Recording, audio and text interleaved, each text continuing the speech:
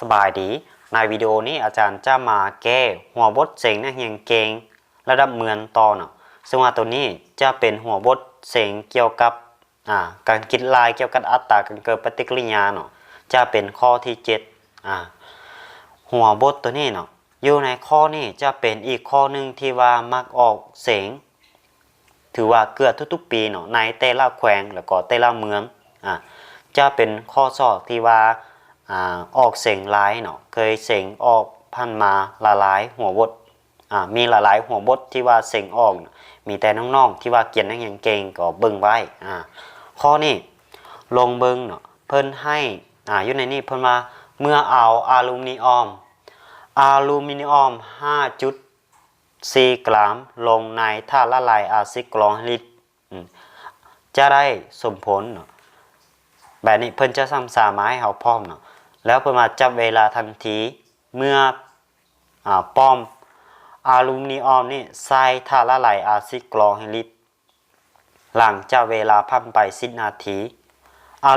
ลูมิเนียมตัวนี้จะเหลืออยู่4.86 กรัมเนาะจงหาจงคิดไล่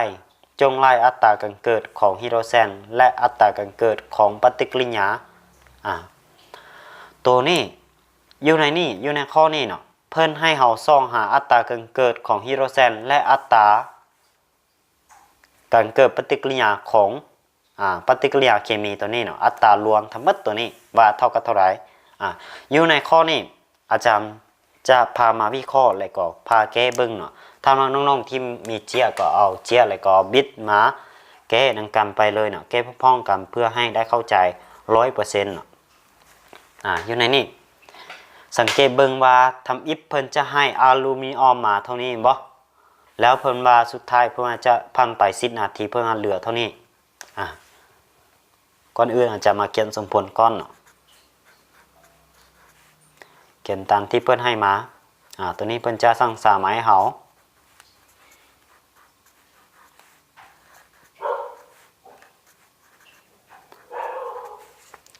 นี่แล้วอยู่ในนี่สังเกตเบิ่งถ้าเฮาเขียนอัตราการเกิดปฏิกิริยาอัตราการเกิดปฏิกิริยาจะเท่ากับอัตราการลุกลงของอลูมิเนียมเนาะ1/2ตัวเลข2 3นี่2บ่ของอลูมิเนียมเท่ากับอัตราการลุกลงของหมายลบแทนให้อัตราการลุกลงตัวนี้มี6บ่เป็น1/6อัตราการลุกลงของอะซิดกลอฮิลิกแล้วก็จะเท่ากับนี่อัตราการเกิดขึ้นเฮาแทนให้หมายบวกก็คือจะเท่าบวก1/2อัตราการเกิดขึ้นของอลูมิเนียมกลอรั่วแล้วก็จะเท่าต่อไปอีกเท่า1บวก1/3อัตราการเกิดของไฮโดรเจนโอเคอันนี้คือสูบล้วนที่ว่าเฮาเขียนได้จากสมผลเนาะแล้วอยู่ในนี้สังเกตเบิ่งตัวที่เพิ่นอยากให้เฮาสอบแม่นตัวใดตัวที่เพิ่นอยากให้เฮาสอบคืออัตราการเกิดของไฮโดรเจนตัวนี้เห็นบ่และก็อัตราการเกิดปฏิกิริยาตัวตัวรวมนี่แล้วเฮามาวิเคราะห์เบิ่งข้อมูลว่าเฮาฮู้ตัวใดตัวที่เพิ่นบอกมาอยู่ในบทเลขมีแต่ตัวเดียวคืออลูมิเนียมบ่อลูมิเนียมฉะนั้นเฮามาเบิ่งอลูมิเนียมเพิ่นให้มาเท่านี้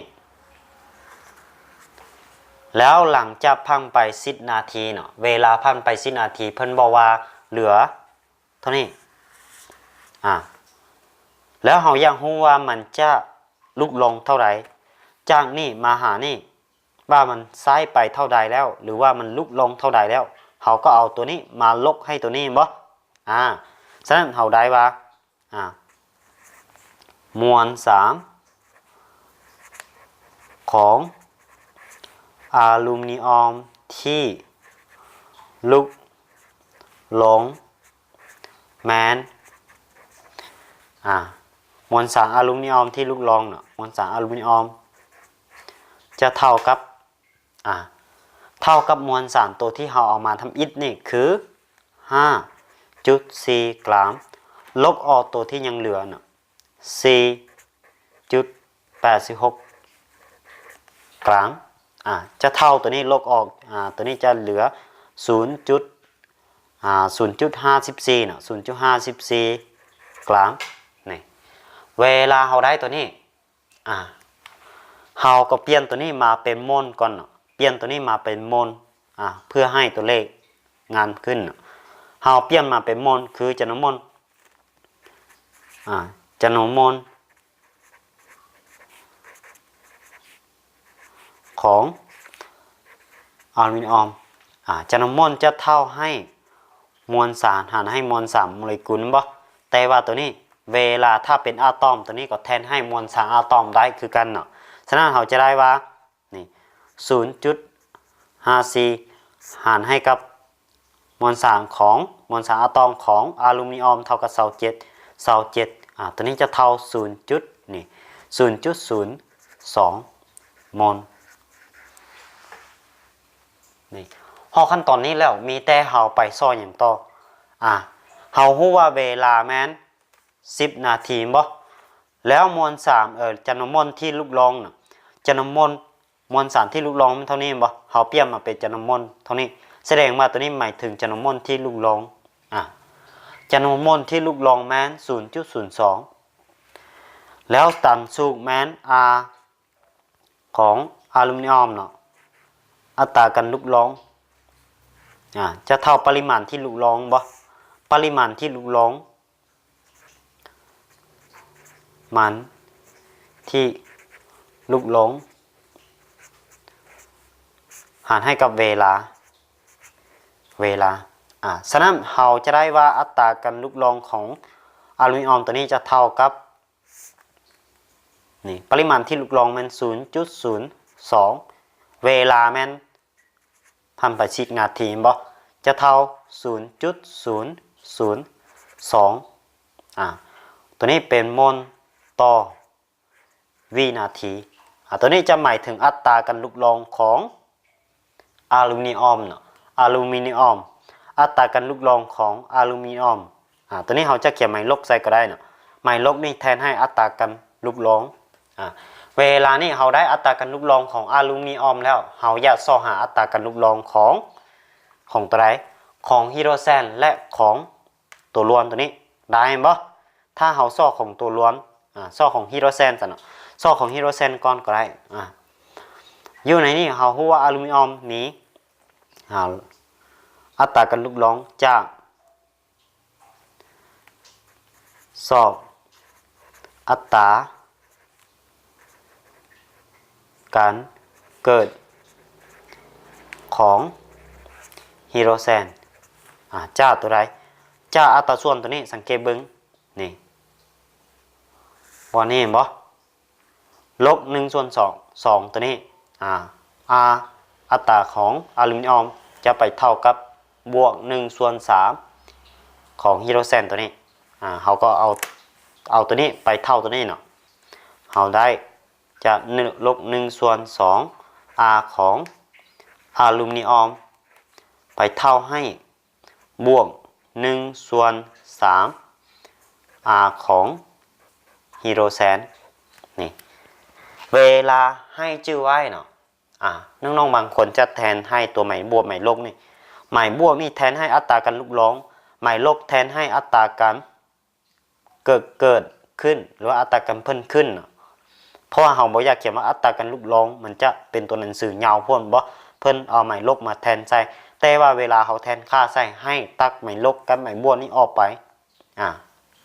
หมายบวกนี่ก็แทนให้บวกคือเก่าบ่แต่หมายลบนี่บ่ให้ใส่เนาะบ่ให้ใส่ตัวบวกตัวลบนี่ใส่ฉะนั้นเขาจะได้ว่า1/2นี่1/2อัตราการเกิดของอัตราการลงของอลูมิเนียมตัวนี้เท่ากับ 0.02 บ่ R ของตัวนี้เท่ากับ 0.002 นี่จะเท่า1/3 R ของไฮโดรเจนนี่เวลานี่ 0.02 คูณขึ้นบ่เราจะได้ตัวนี้จะได้ 0.002คูณให้3นี่มาหารให้กับ2อันนี้คูณขึ้นแล้วตัวนี้มาคูณให้บ่คูณค่าใหม่เท่าขึ้นมาจะได้ r ของไฮโดรเจน r ของไฮโดรเจนไล่ต่อไปเราจะได้ว่าอย่างตัวนี้เป็น 0.06 บ่ฉะนั้นจะเท่ากับr ของไฮโดรเจนตัวนี้หารเลขตัวนี้ออกมาจะออกอยู่ 0.003 โมลต่อวิตัวนี้เป็นของไฮโดรเจนอัตราการเกิดของไฮโดรเจนแม่นเท่านี้แล้วยังอัตราการเกิดของปฏิกิริยาตัวล้วนแม่นเขาจะสอบแบบใดอยู่ในบทนี้ถ้าว่าเขาจะสอบอัตราการเกิดของตัวล้วนแม่นเขาสามารถสอบได้คือกันคือจากบนไหนจากสูตรที่เขามีอยู่นี่บ่นี่เอาตัวนี้เลยคือเขาจะมีว่าจะเท่ากับลบ1/2นี่เท่าอัตราการลุกลงของอลูมิเนียมเขาตัดตัวนี้ออกมาแทนค่าใส่เลยเขาจะได้ว่าเท่านี่1/2หมายลบนี่เวลาแทนค่าใส่ให้เอาออกคูณให้กับอัตราการลุกลงของอลูมิเนียมตัวนี้เท่า 0.002 นี่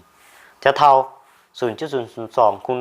ขึ้นนี่หารให้2จะเอา 0.001 หัวน้อยเอามาเป็นโมลต่อวินาทีโอเคอันนี้สำหรับข้อที่7ข้อนี้ก็บ่ได้ยากแต่ว่ามันจะล็อกน้อยนึงถ้าน้องๆแก้ได้ก็จะได้คะแนนเต็มเลยถ้าแก้ได้แต่ว่าถ้าผิดพลาดไว้นึงก็จะไปบ่ถือทันเพราะว่าอยู่บนนี้มีแต่เบิ่งไว้เบิ่งไว้ข้อนี้จะมักออกเสียงหลายว่าจะเสียงข้างแขวงข้างเมืองของแต่ละแขวงมันจะออกหลายปีพันมาโอเคสรุปคืออัตราการเกิดปฏิกิริยาจะเท่านี้